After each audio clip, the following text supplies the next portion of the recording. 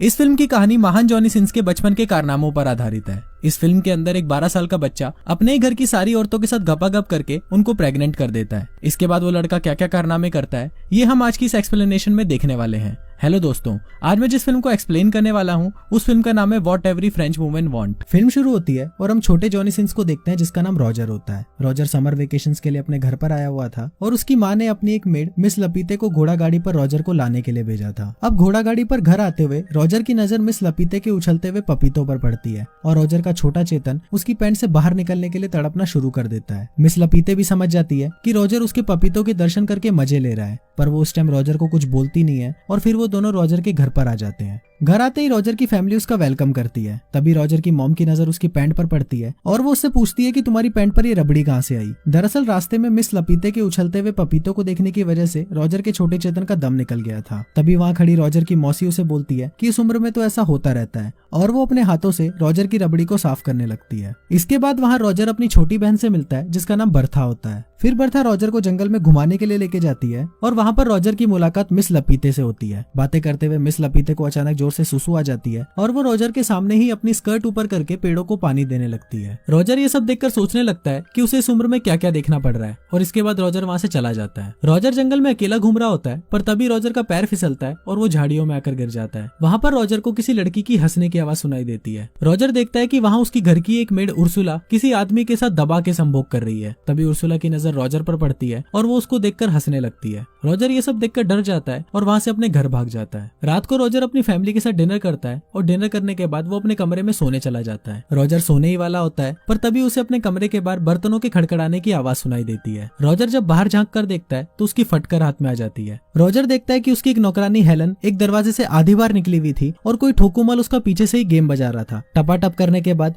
Helen अपने कपड़े ठीक करती है और वहाँ से चली जाती है। ये देखकर रॉजर अपनी भावनाओं पर काबू करता है और सोने चला जाता है। रॉजर जैसे ही बेड पर बैठता है तभी वहाँ उसकी छोटी बहन बर्था आ जाती है जो उसके बिस्तर में ही छुपी हुई थी। फिर बर्था उसको उनकी मौसी मार्गरेट के बारे में बताने लगती है। वो बताती है कि हमारी मौसी अभी तक एक वर्जिन है। फिर रॉजर उससे पूछता है कि तुम्हें कैसे पता, तो बर्था बताती है कि मुझे हमारी घर की एक मेड हेलन ने बताया था। फिर रॉजर पूछता है कि मौसी ने अभी तक शादी क्यों नहीं करी, तो बर्था बोलती है कि मैंने ऐसा सुना है कि उन्हें मर्दों से डर लगता है। अगले दिन बर्था रॉजर को एक नदी के किनारे लेके जाती है। यहाँ उनके घर की सारी मेट्स नहाते हुए अपने सीक्रेट शेयर किया करती थी। थोड़ी देर बाद वहाँ उर्सुला और बाकी मेट्स आ जाती हैं और रॉजर और बर्था पेड़ के पीछे छुपकर उनकी बातें सुनने लगते हैं। वहाँ पर नदी के दूसरे किनारे से 3 दरिंदे जा रहे होते हैं और ये 3 दरिंदे भी रॉजर के घर पर ही काम किया करते थे। फिर तीनों वहीं खड़े होकर सुसु करने लगते हैं और नदी के दूसरे किनारे बैठी मेट्स को अपना छोटा चेतन दिखाने लगते हैं। अब उर्सुला भी उनसे 4 कदम आगे थी इसलिए वो भी अपनी स्कर्ट ऊपर करके अपना पिछवाड़ा उनको दिखाती है और ये सब बर्था और रॉजर पेड़ के पीछे छुपकर देख रहे होते हैं। इसके बाद हम देखते हैं कि घर पर रॉजर की बड़ी बहन एलिसा अपने पापा के साथ आती है और घर के सभी लोग उसका वेलकम करते हैं। एलिसा एक एक करके घर के सभी लोगों से गले मिलती है पर जब रॉजर की बारी आती है तो वो उसे बस हेलो बोलकर घर के अंदर चली जाती है। अब रॉजर को ये समझ नहीं आ रहा होता कि उसके साथ ये अन्याय क्यों हुआ। तभी रॉजर की छोटी बहन बर्था उसके पास आती है और उसे अपने साथ एक चर्च में लेके जाती है। फिर वो दोनों चर्च की छत पर बैठकर उसकी मासी की बातें सुनने लगते हैं जो चर्च के फादर के सामने अपने पाप को कन्फेस करने आई थी। फिर मार्गरेट फादर को बोलती है कि फादर मेरे से एक बहुत बड़ा पाप हो गया है। फिर फादर उससे पूछते हैं कि तुमसे क्या पाप हुआ है, तो मार्गरेट बताती है कि मेरा नेफ्यू रॉजर कुछ दिनों पहले ही घर पर आया है और जब से मैंने रॉजर को देखा है मैं उसके प्यार में पागल हो गई हूँ और कई बार तो मैंने अपने सपने में उसके साथ दबा के संभोग किया है। ये सभी बातें ऊपर बैठा रॉजर भी सुन रहा होता है और वो बहुत ज्यादा एक्साइटेड हो जाता है। रॉजर सोचने लगता है कि घर में कोई तो है जिसको मैं भी पेल सकता हूँ, वरना घर की सारी औरतों को तो नौकर ही पेलते जा रहे हैं। अब ये सब पेलम पाली की बातें सोचते हुए रॉजर और भी ज्यादा एक्साइटेड हो जाता है और नीचे आकर गिर जाता है। इसके बाद पादरी और मार्गरेट रॉजर को अपने साथ घर पर लेकर आते हैं और उसकी माँ को सारी बातें बता देते हैं। फिर रॉजर की माँ पादरी से पूछती है कि इसे क्या सजा मिलनी चाहिए, तो इस पर पादरी बोलता है कि इसके पिछवाड़े पर मार मारकर उसको बंदर के पिछवाड़े की तरह लाल बना देते हैं। रॉजर की माँ को भी ये बात अच्छी लगती है और वो पादरी को बोलती है कि मस्त प्लान है। फिर रॉजर की माँ उसकी मासी मार्गरेट को बोलती है कि ये शुभ काम तुम करोगी। मार्गरेट पहले तो ऐसा करने के लिए मना कर देती है पर रॉजर की माँ के फोर्स करने पर वो ऐसा करने के लिए तैयार हो जाती है और रॉजर के पिछवाड़े पर 10 बार जोर से फटके देती है जिससे उसका पिछवाड़ा बंदर के पिछवाड़े की तरह लाल हो जाता है। रात को रॉजर बेड पर उल्टा होकर सो रहा होता है क्योंकि उसके दोनों तबले सूजे हुए थे। तभी उसे वापस अपने कमरे के बाहर बर्तनों के खड़खड़ाने की आवाज सुनाई देती है। रॉजर देखता है कि इस बार भी कोई ठोकुमल हेलन के पीछे से उसकी ठुकाई कर रहा है और इस बार भी हम लोगों को पता नहीं चलता कि ये ठोकुमल है कौन जो अपना काम करके वहाँ से गायब हो जाता है। वहाँ पर मिस्टर फ्रैंक भी खड़े होते हैं जो हेलन की ठुकाई एंजॉय कर रहे थे।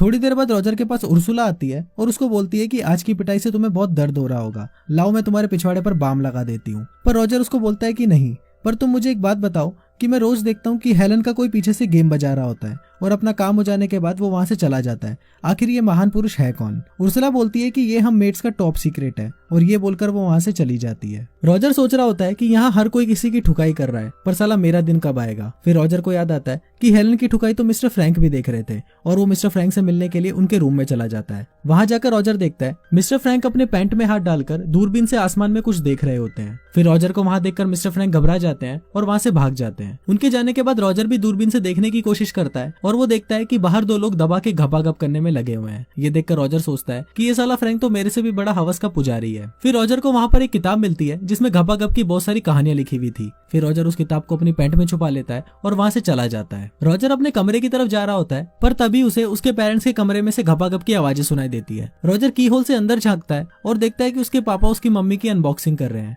तभी वहाँ अलीसा का मंगेतर रोनाल्ड आ जाता है और रॉजर को झांकते हुए पकड़ लेता है। फिर रॉजर उसको बोलता है कि प्लीज तुम मेरे पेरेंट्स को कुछ मत बताना, और तुम जो बोलोगे मैं वो करूंगा। अब रोनाल्ड भी इस मौके का फायदा उठाता है और रॉजर से अपनी कार साफ करवाता है। इसके बाद हम देखते हैं कि रॉजर एक अस्तबल में छुपकर उस किताब को पढ़ रहा होता है, और उस किताब को पढ़ते हुए वो अपनी पैंट में हाथ डालकर अपनी घोड़ा गाड़ी चलाने लगता है। तभी वहाँ पर उनका एक नौकर चूतड़मल आ जाता है और रॉजर उसको देखकर एक कोने में जाकर छुप जाता है। थोड़ी देर बाद हेलन भी वहां पर मुर्गियों को दाना डालने के लिए आती है, और फिर चूतड़मल हेलन को वहीं फंसा देता है और पीछे जाकर उसका गेम बजाने लगता है। हेलन वहां पर रॉजर को देखती है और उसे हेल्प करने के लिए बोलती है। जैसे ही रॉजर हेलन की मदद करने के लिए आता है, हेलन रॉजर को मना कर देती है और बोलती है कि अभी थोड़ी देर रुक जाओ। दरअसल हेलन को भी अपना गेम बजवाने में मजा आ रहा था। फिर रॉजर बाहर देखने के लिए जाता है कि आखिर क्या हो रहा है, पर तब तक चूतड़मल हेलन का गेम बजा चुका था। इसके बाद रॉजर अपने घर के अंदर आता है। वहां पर उसकी बड़ी बहन एलिसा और उसका मंगेतर रोनाल्ड बैठे होते हैं। फिर रोनाल्ड रॉजर को देखकर बोलता है कि मेरे जूते बहुत गंदे हो गए हैं और तुम इसे अच्छे से साफ कर दो, पर रॉजर उसे ऐसा करने से मना कर देता है। अब इससे रोनाल्ड गुस्सा हो जाता है और रॉजर की मॉम को उस रात की सारी बातें बता देता है। रॉजर की मॉम ये बात सुनकर बहुत गुस्सा हो जाती है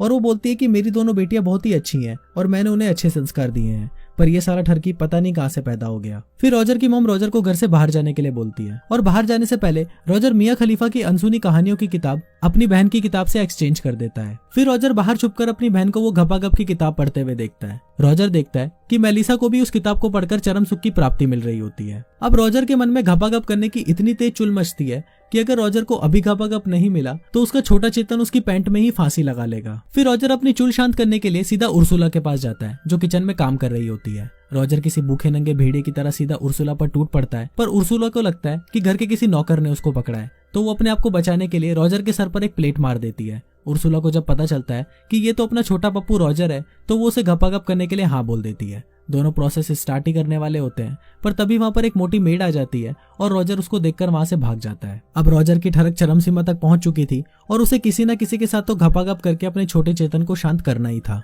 अचानक रॉजर को मिस लपीते याद आती है और रॉजर सोचता है कि कोई दे ना दे, पर मिस लपीते अपने पपीते मुझे खिला ही देगी, और वो भागता हुआ सीधा मिस लपीते के पास चला जाता है। वहां पहुंचकर रॉजर वापस भूखे नंगे भेड़ियों की तरह मिस लपीते पर टूट पड़ता है और उसकी सुरंग की खुदाई करना शुरू कर देता है। पहले तो मिस लपीते रॉजर को ऐसा करने से मना कर देती है, पर बाद में वो भी चरम सुख के मजे लेने लगती है। थोड़ी देर बाद एक डाकिया वहां पर चिल्लाते हुए आता है और बताता है कि जंग छिड़ गई है और जर्मनी ने फ्रांस पर जंग का ऐलान कर दिया है। ये सुनकर सभी लोग वहां पर इकट्ठा हो जाते हैं और रॉजर के छोटे चेतन को यहाँ पर भी निराशा का सामना करना पड़ता है। अब अगले दिन रॉजर की फैमिली के सभी मर्दों को जंग में जाना था, इसलिए वो सभी घर में पार्टी करने लगते हैं। फिर वहां पर मिस्टर फ्रैंक आते हैं और सबको बोलते हैं कि मैं जंग पर नहीं जा सकता क्योंकि मुझे अस्थमा है। रॉजर को जब ये पता चलता है कि घर के सारे मर्द जंग पर जाने वाले हैं और सारी औरतें घर पर अकेली रहेंगी, तो वो ये सोचकर खुशी के मारे नाचने लगता है। अब फ्रांस में एक रिवाज होता है कि जब भी घर के मर्द जंग पर जाते हैं तो एक रात पहले सभी मर्द अपनी वाइफ के साथ जंगल में जाकर घपाघप करते हैं। अब आज रात को भी सभी मर्द अपनी वाइफ के साथ जंगल में जाकर घपाघप करने लगते हैं और वहां रॉजर इन सबको देखकर सोच रहा होता है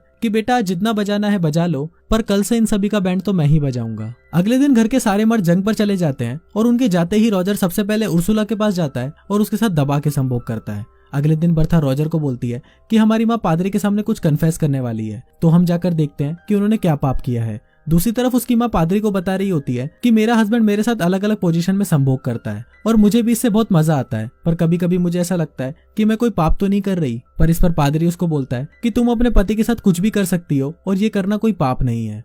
इसके बाद हम रॉजर की मेड केट को देखते हैं जो नदी किनारे बैठी हुई होती है, पर तभी नदी में से रॉजर एक भूखे मगरमच्छ की तरह निकलता है और केट को वहीं पेलना शुरू कर देता है। अब ऐसा करके रॉजर में और कॉन्फिडेंट आ गया था, इसलिए रॉजर अब घर की सारी औरतों को पेलने का प्लान बनाता है। रात को रॉजर अपनी मासी मार्गरेट के कमरे में जाता है और उसके बिस्तर पर जाकर लेट जाता है। थोड़ी देर बाद वहाँ पर मार्गरेट आती है और रॉजर को देखकर चौंक जाती है। फिर रॉजर मार्गरेट को बोलता है कि आप अभी तक वर्जिन हो, इसलिए मैं आपकी मदद करने के लिए आया हूँ। पहले तो मार्गरेट रॉजर को मना कर देती है, पर थोड़ी देर तक किस करने के बाद मार्गरेट भी एक भूखी शेरनी बन जाती है और वो दोनों पूरी रात दबा के पलंग तोड़ते हैं।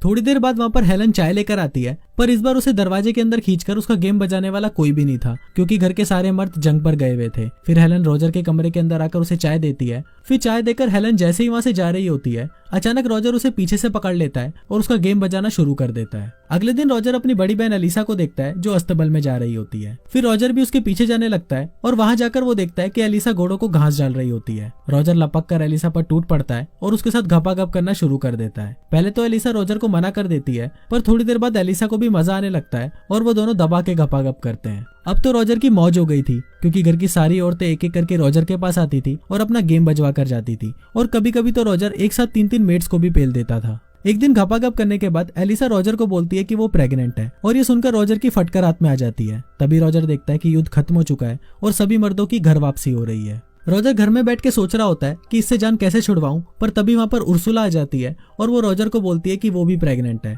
फिर कुछ देर बाद उसकी मासी मार्गरेट भी उसको बोलती है कि वो भी प्रेग्नेंट है। अब रॉजर सोचने लगता है कि कुछ तो करना पड़ेगा, वरना घर के सभी लोगों को मेरे कांड के बारे में पता चल जाएगा और मेरी माँ सड़क के बीच में मुझे खड़ा करके मेरा पप्पू कटवा देगी। अब सबसे पहले रॉजर एक लाल नेल पॉलिश लेकर आता है और उसे लेकर अपनी बहन एलिसा के पास जाता है। रॉजर एलिसा के बेडशीट पर उस नेल पॉलिश को लगा देता है और उसे बोलता है कि तुम रोनाल्ड को सेड्यूस करो और उसके साथ आज रात पलंग तोड़ घपाघप करो, ताकि रोनाल्ड को ये लाल रंग देखकर लगे कि तुम अभी तक वर्जिन हो। इसके बाद वो अपनी मासी मार्गरेट के पास जाता है और उसको बोलता है कि आप मिस्टर फ्रैंक से शादी कर लो, क्योंकि वो आपसे बहुत प्यार करते हैं। और ये सुनकर मार्गरेट भी शादी के लिए मान जाती है। इसके बाद वो उर्सुला के पास जाता है और उसे शादी के लिए प्रपोज करता है, पर उर्सुला उसे शादी करने के लिए मना कर देती है, क्योंकि वो पहले ही किसी काणे आदमी को पसंद करती थी। अब तीनों औरतों की एक साथ शादी हो जाती है और किसी को पता भी नहीं चलता कि रॉजर ने पीछे से क्या कांड फैलाया था।